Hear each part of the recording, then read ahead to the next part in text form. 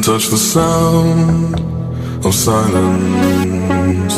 And in the naked light I saw 10,000 people maybe,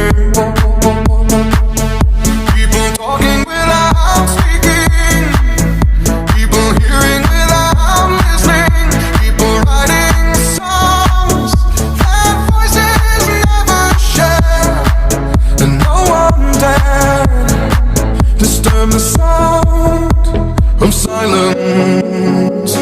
Fool said, you do not know. Silence like a cancer grows. Hear my words and I might teach you. Play my arms and I might reach you. But my words, like silent raindrops, fell